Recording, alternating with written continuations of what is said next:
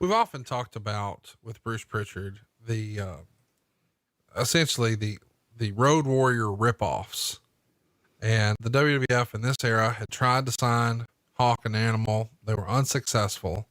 A lot of fans assumed that Demolition were supposed to be the Road Warrior ripoffs. I think Bruce would say, well, if there were Road Warrior ripoffs, it was the Powers of Pain. You're friends with Barry Darsow. You worked with the Powers of Pain in the old Crockett days. Do you think either one of these were Road Warrior ripoffs? I never worked with the Powers of Pain. You didn't work with Barbarian back in the day? No, remember they were bad guys. I got you. Heels did not work with heels. The first time that occurred, which made it so monumental and special, was the Horsemen and the Midnight Express, because it was the first. Right. Number one, Barry Darsow and Bill Eadie were good workers. Yeah.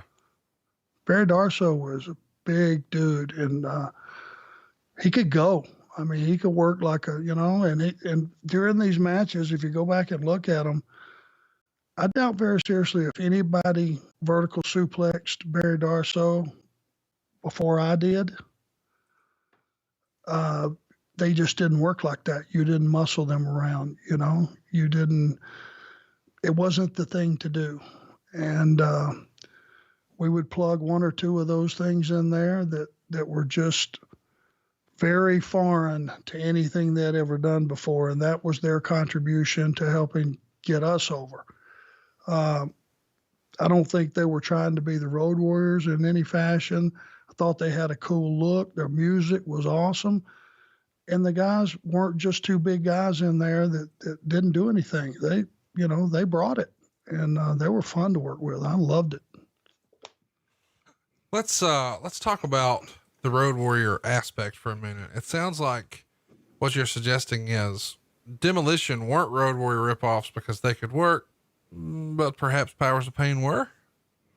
No, they had their own thing. Warlord was 6'7", and I want to say he was damn near 400 pounds when he was at his biggest.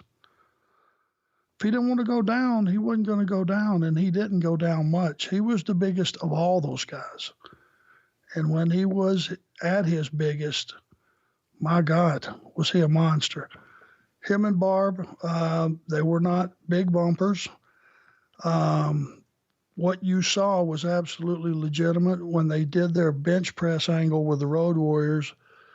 I was in the gym over on South Boulevard right here in Charlotte where we trained. I can't remember the name of the gym. It was a Gold's, and then it became something else.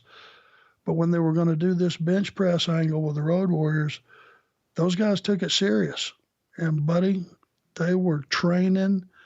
I walked in one day, and Warlord and Barb had 535 on the incline. This was not a Smith machine. On the incline, doing sets of 5. To those gym folks out there, I saw it with my own eyes. You'll know what I'm talking about. That's impressive.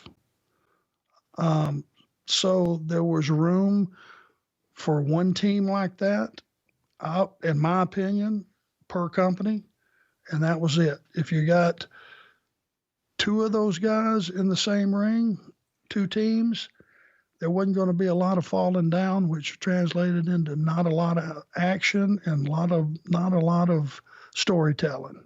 Just four monsters that can't get the best of each other. I don't know how exciting that would be.